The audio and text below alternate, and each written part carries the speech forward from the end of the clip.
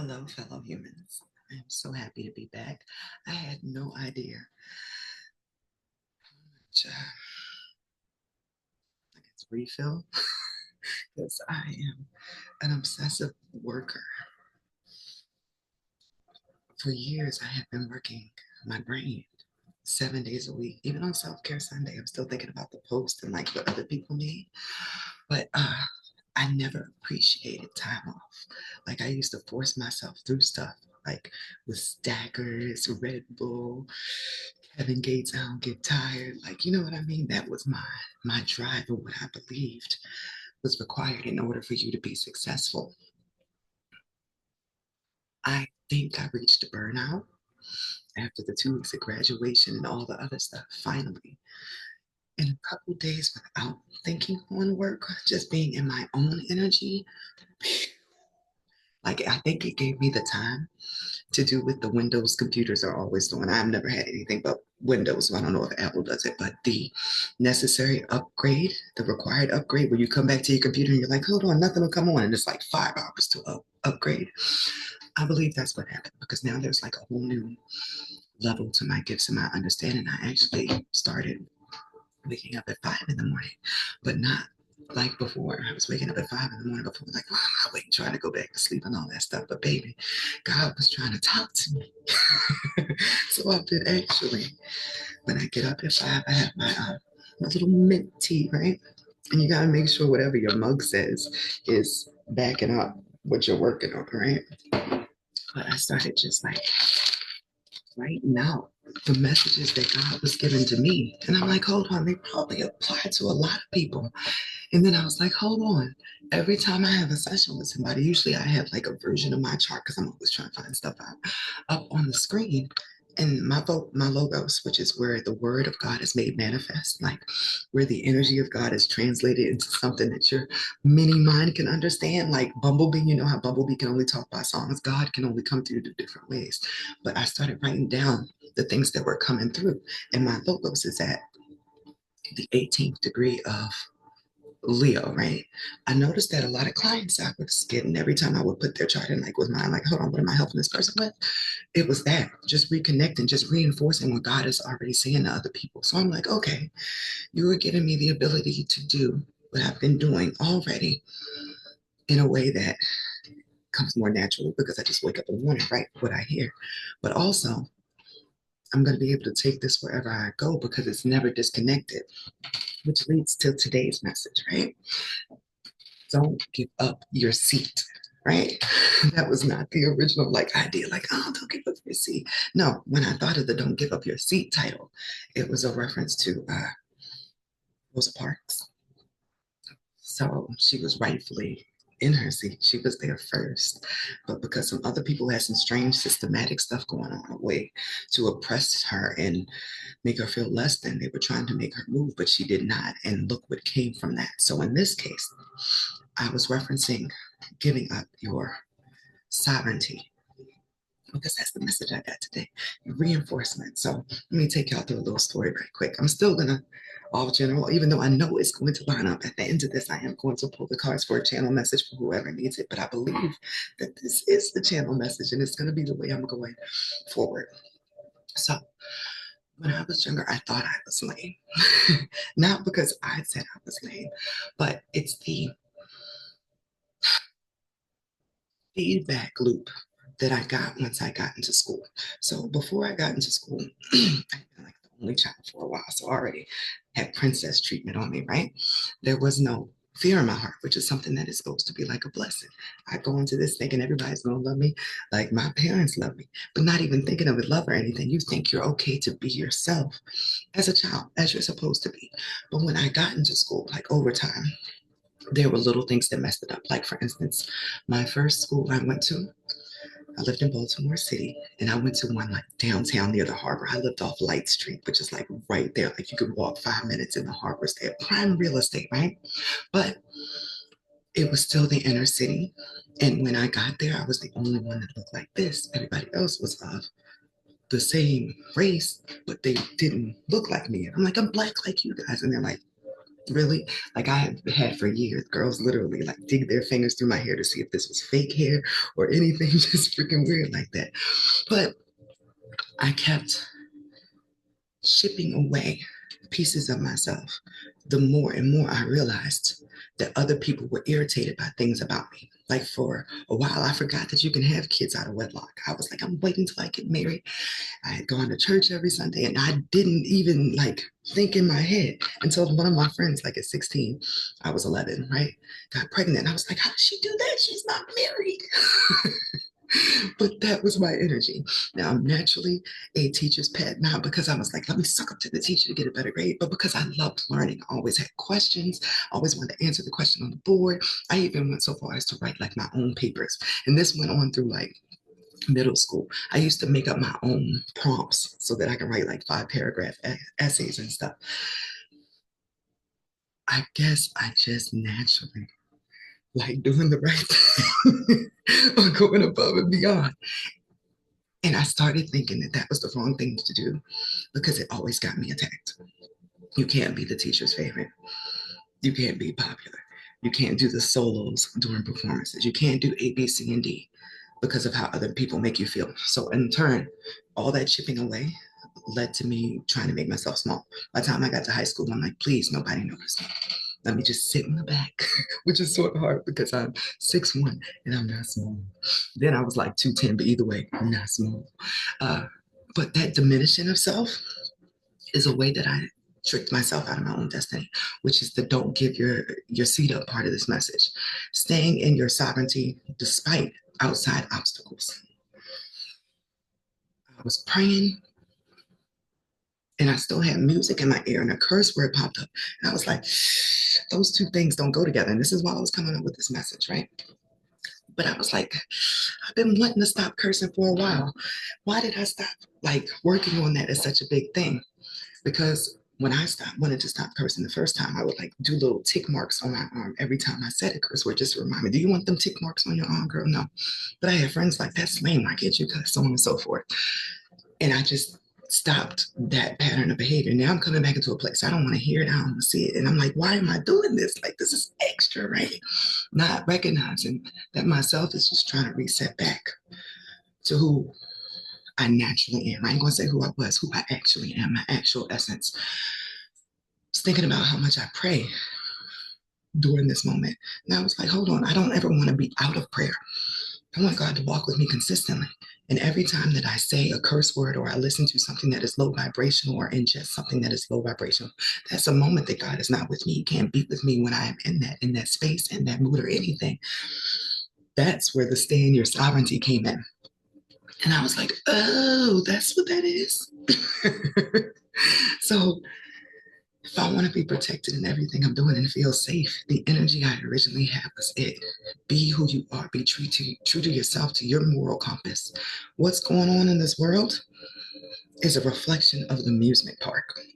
Right? So Earth is an excursion. Imagine an amusement park. All the planets have different experiences that you can go on, and your soul can experience this like in a VR way, but like realistic hologram. You don't even know it's not real, right? The people who run the amusement park, their job is to make sure that this place is so appealing that you get lost in the illusion and you don't want to go back home. As a matter of fact, when you're trying to walk out of the park, you see one more ride, two more rides that you need to try so that you never go back to where you came from, right? The illusion is a cage. It is a trap. The only way you get out is with the guidance, that little earpiece in your ear that you can hear when your daddy called, like, all right, that's enough. Okay, dad, we gotta go, right? So when that earpiece is out, or when you're ashamed to even put that earpiece in because what you did at the amusement park, you don't know when to go home. You don't have guidance. You don't have your cloak on, right? It's like having a dad that's the president who can bail you out of anything, make anything happen in your life, right? But you don't contact your dad because you're like, oh, we don't have a good relationship. That's you stepping out of your sovereignty, your birthright, your God given familial connection, ancestral, because we all come from God. Everything comes from source, right? So when I was getting all of this, I started getting message about females, so that I needed to deliver to the females, female identifying whoever it is, the flow in a relationship, or if you're typically the softer one in the relationship, this is for you because you are carrying this early, you are carrying the Holy Ghost within you. That's what that source energy is. That's the thing. Now you need to know that you are innately a blessing. That is your sovereignty. You are a gift from God. And I am saying this based upon history, angel history, right? So we all know the story of Adam and Eve. Adam's in the garden. He done made everything. His life is great. He's like, there's still something missing, bruh. Can I have something? And he doesn't know what it is he needs, but God always knows what you need. And what did he give him? A woman. That is not the first time this has happened. If you look back at Gnostic, which is like the original, like throwback religious informations and channelings, right? It started with the being that you call Jesus now, right? Christ Michael, doing the same exact thing, making the stars, making the planets, just playing around in the cosmos. Like, what can I make? And then after he made everything, he looked around and said, yo, this is cool, but God, something's missing. And he tried to think about what was missing and it didn't appear immediately. But after, I guess he rested. I don't know what you do with you in soul form. He did something. But the next thing you know, he had another counterpart. It was no longer just him and God. It was the Holy Ghost, the feminine energy. When a man in this world grows up, goes to college or whatever, goes to the workforce, he builds up his equity, his life, his home, everything in his stuff is like being pyramided. And then when he gets to the top of that pyramid, what does he typically say?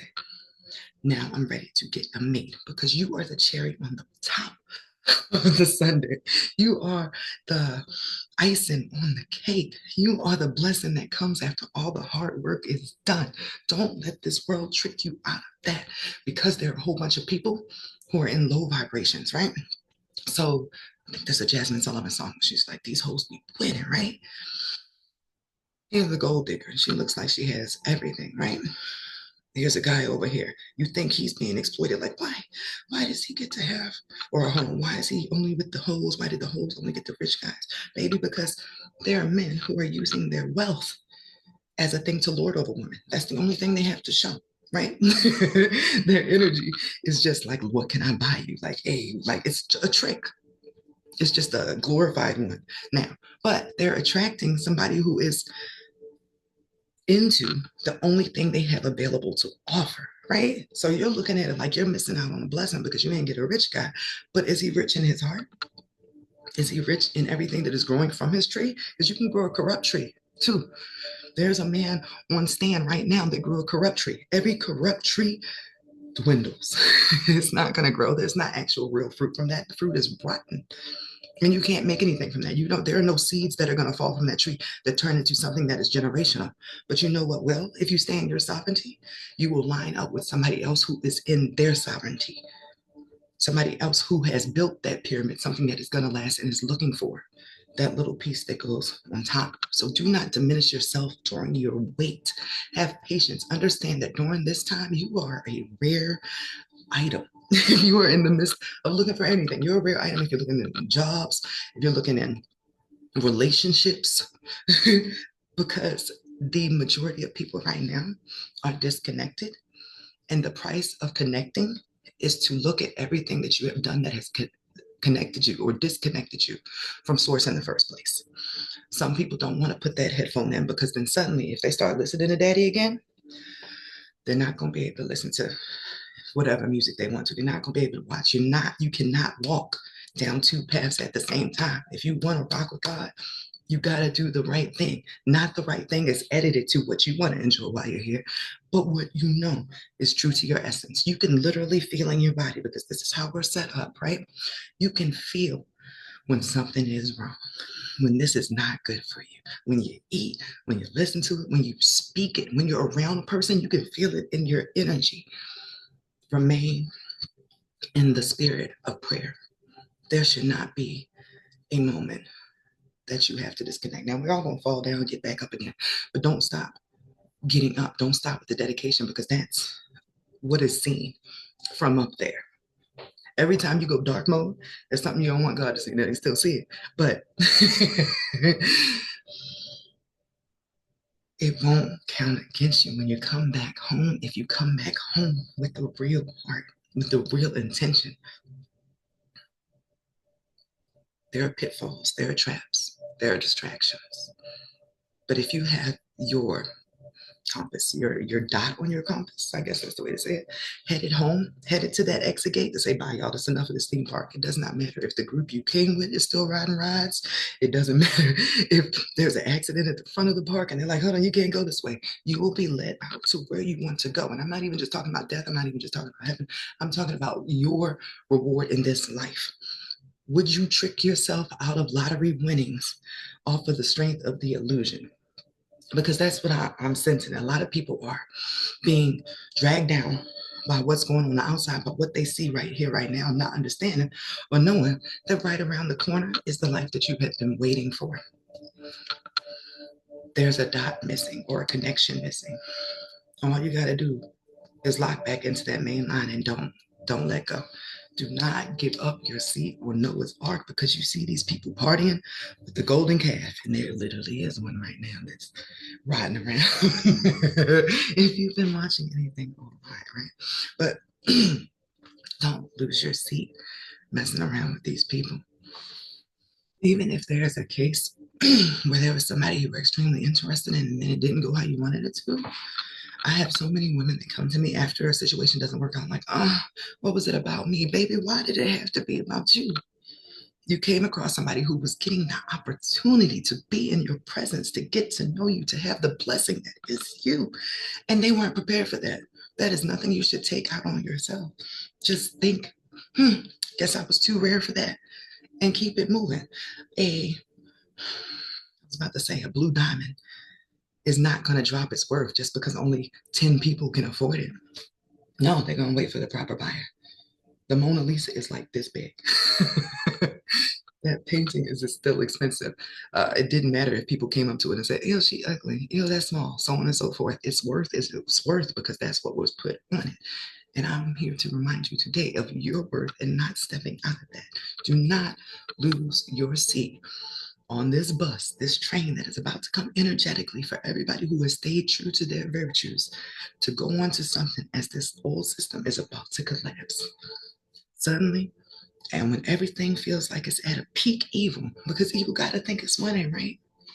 Suddenly, their banks are going to fall, their governments are going to fall, all that cryptocurrency, all that digital money is going to fall. So all those people that you were looking up to that were rich, that money that was illusion to them in the first place, those digital numbers are going to be gone.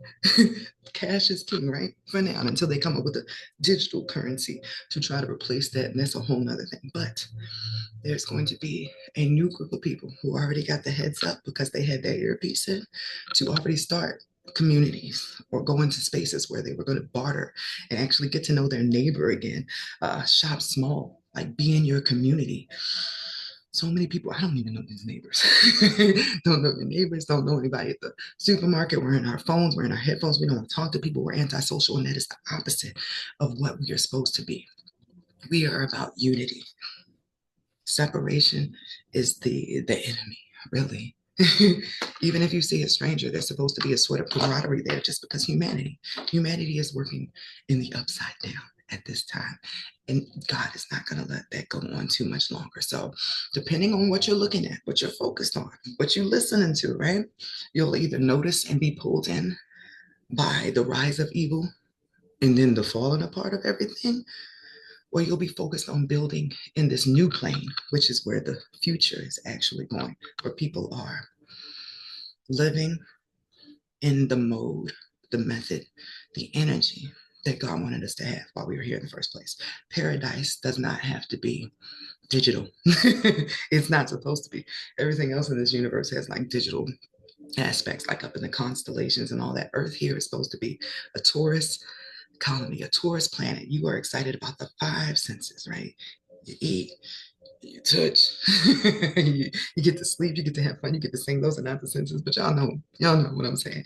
Here you're supposed to enjoy being in this body and being able to turn to the side and say, oh my gosh, we're usually one person, but look at this. I can touch you now. This is amazing. And we have lost, ironically, touch with the fact that it is a blessing to even have this experience because there are so many things they have us chasing after.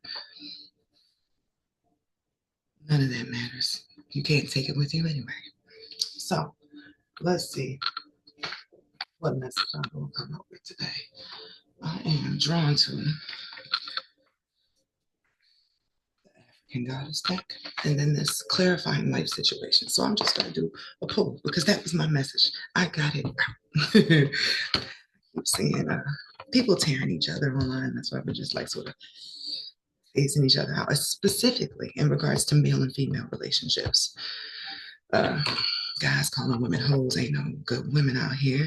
No, baby, you're only seeing hoes because you are a hoe. And you didn't recognize that because you're a guy and you think that's just what guys do. And you have a certain mindset about female because the only type of females you've been dealing with are those that are willing to give it up faster and don't have morals because that was more beneficial to what you were looking for at that time. Now your whole idea of love is jaded and messed up because you were going after what you wanted to attract, some quick ass at that time. Now you wonder where all the real women at, and this is the opposite of the situation I was just talking about. Wonder where all the real women are at. Baby, they're always there. You're just not a match. So, what message am I delivering for the collective today? Don't be afraid of the work that it takes to be better. Don't be afraid of staying the same. That's the message I'm delivering to the collective today.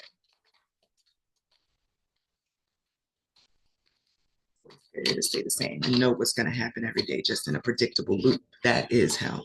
And that's so funny. Everybody's afraid of hell, or just like that idea has been plugged in people's head, like, oh, you'll go to hell. You will live your worst nightmare over and over again. You will be in torment in a loop. What is it when you're a lost person, lost within yourself, and you keep seeing the same patterns, the same situation, same script, different cast?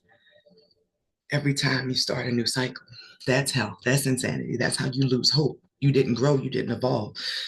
It's like the universe had you at a level 2, and you went around, and at the end, you didn't pass the final. So they're like, let's do it again, but better back around level 2. And after a while, you've been stuck on level 2 for years and you don't know why. It's because you've been afraid to look inside or to look at that earpiece for what you need to do. You cannot control other people and you cannot project. You can't say, oh, I can't find love because of these hoes. But baby, how many people have you been with? Like not recognizing that within yourself. Once you realize, like, oh my goodness, I be promiscuous, so I be attracting promiscuous people because I be thinking about sex. I lead my life with lust. Then you can say, I'm not going to look for that anymore. I'm going to try to find somebody and have a conversation with them, and I'm going to wait 90 days to have sex or just something, whatever your perimeter is, to show source first and foremost and yourself that you are trying to make the proper change. You are trying to grow. You don't want you've been getting. And then what happens? That's you learning the lesson. Boom. Level 3. Now maybe you get a chance at a different type of people. You are in charge of your experience. This is a choose your experience type thing. If you don't understand what I'm saying, check out Cabin in the Woods. They could not get the victims or the group of people, the bad guys couldn't get the group of people that they were trying to torture if they did not transgress on their own. Transgressions are your own sins. Now, sins are, in my opinion, excess. When you do too much of something and you put yourself in a situation where you're like, God, save me, because you know God's going to save you, right? Transgressions. Nobody could be attacked unless they transgressed, unless they touched or picked something that led them down their path. You choose your experience. You choose it through everything you put in your mouth, what you eat, what you watch, what you listen to, who you associate yourself with. You are picking the pieces and the elements of this puzzle that is being put together the same way the algorithm on your phone picks up when you clicking stuff or talking about stuff. This universe does too. So what you are putting out, what you are saying you want, even what you aren't even like thinking up front that you want, that you're secretly dealing with, right? That's going to be sent back to you one way or the other. We are choosing our experience. You have so much more control than you know. So, secrets revealed, truth and grounding. And then on the bottom of that is living out loud. And look how lovely these are, right? No, first thing that stood out to me is like the red. That's your root chakra. This last one is grounding. So for somebody, this whole thing was a revelation, but likely what you were already sort of hearing. This is grounding it into reality, giving you permission. Let's live out loud. It's living in your truth. Whatever your truth is, shame is what I'm like feeling now. That's about being ashamed if you are different than what success looks like here. Being ashamed if you haven't achieved this by a certain age, if you've done this in the past, all of that stuff was a blocker for this here. So as you were digging through like the secrets of yourself, the secrets of your mind, and you start looking at yourself a little bit differently, which is exactly what absolutely happened to me this morning, because that got written down this morning, y'all. That was today's blurb. I wasn't even going to share that first. I thought I was going to share something from the other stuff I wrote down. But I'm gonna go where I'm called and where I'm being paged and Aisha to the camera, right? Because all the stuff is grounding lately, and I think it's the South Node in Virgo. But I've been feeling a call to take everything I do here and find a way to do it that it broadens, because not everybody's happy about the cards, and I'm not going, because that would be me chipping away in myself in a different way, and I'm not going to do it to myself twice, baby. But when I'm out and about, I don't carry these cards with me. But I do realize that there are people who say certain things, and I can't not say something when I hear God, like, Aisha, say something. But that has allowed me to go out more, to not feel like I need to sit at this computer. I am constantly doing my job, even when I'm not here doing my job, right? That was bothering me, especially during this time. I think because I was a person that was like so sad and so depressed, I never want anybody else to feel like that. So if I finally been given the tools to help anybody to answer a question or situation, I want to be like on call. But that wasn't like living. That was me sitting in front of this computer. So the grounding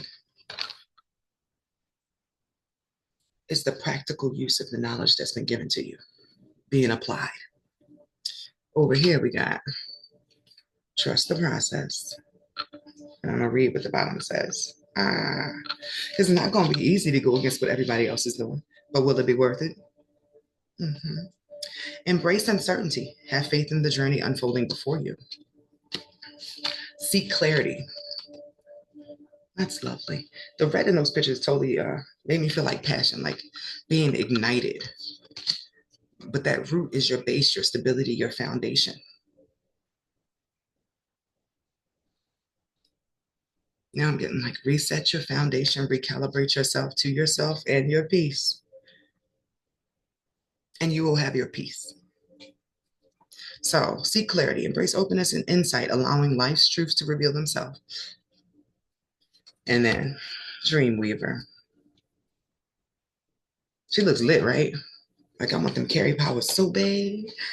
But God knows I ain't ready yet. He's still working on me. So dreaming and imagining bring your powerful vision into reality. Why is that? Because we create our own experience here. Your thoughts create an experience here. And ever since I found out the magnetism of that and just realizing, hold on, my magic is on even when I'm like, I need to keep my thoughts together. That's why I started listening to subliminals while I go to sleep. It's programmed in the back of my mind and affirmations when I get up. As soon as I hear myself on some negative stuff, first things first, I listen to it. Is this negative thing valid? Because your negative emotions are meant to tell you when something's going in the wrong way. Don't try to beat yourself up with that no ego, no negativity thing, right? You need your ego, your identity. That's the whole reason you came to this theme park, to get to know what your piece of God does, right? And your anger, your rage, your sadness, your depression, all that stuff lets you know when you are not doing what you came to this park to do. So you got to take a moment and honor it. Like, this is a valid thing. But so many times it's not about you, it's somebody else's energy you picked up. If you're thinking about what this person has done or their problems, that's not you, and that's pulling away from your energy. So in that moment, I said, I will pray for anybody. Dear God, please help such and such beyond what I can, because you got it all. Boom, then let it go. I did my job. If it's something that is negative within me, dear God, please heal this part.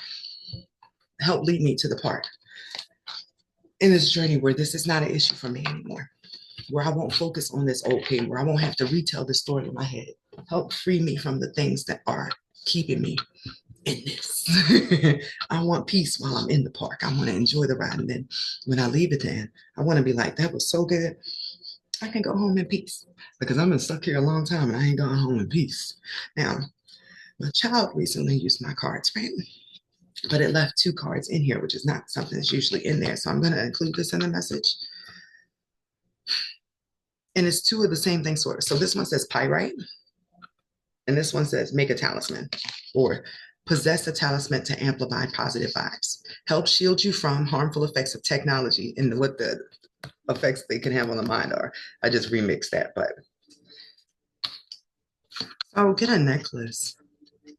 I've recently gotten, I just moved it from over here, this big selenite crystal. That's the one that doesn't have to be recharged or cleansed, like it does it on its own, just because I was picking up a lot of people's energy. But keeping a necklace or some sort of thing on you, because even this is a chakra blade bracelet. And y'all are probably used to me wearing pearls, and it was hard for me to not come out of the pearl or to come up out of the pearls. But my daughter brought me this for Mother's Day, right? And then I noticed this lady that be copying me all the time. Suddenly she had on the pearl bracelet. So I was like, ew, I don't even want it anymore. Now, eventually, I will find my way back into my own swag. Because ain't that messed up? You're going to give up your whole style, your swag, what you do because somebody else copying you and you just turned off. No, that's mine. That's my swag. I'm a classy lady. She ain't even that type of lady. She ain't even have it on with the right outfit. Like, what are you doing with pearls with shorts? Like, they were like, yeah. So, anyways, uh, don't give up your seat, y'all. Get you a necklace, something you can, even something you can play with, just to always keep your shield up until you are fully in the energy of your sovereignty. It takes some time. There's a lot of shame and a lot of blocks in between that. But guess what? God don't care about none of that. He just wants you to come home. Just wants you to acknowledge him. And I'm saying him, but it's like a day. It's like the all computer. I'm like, just come back to the fold. It's okay. We don't judge you for what you did there, just as long as you learned a lesson from it. So don't be afraid to be better. Y'all have a good day.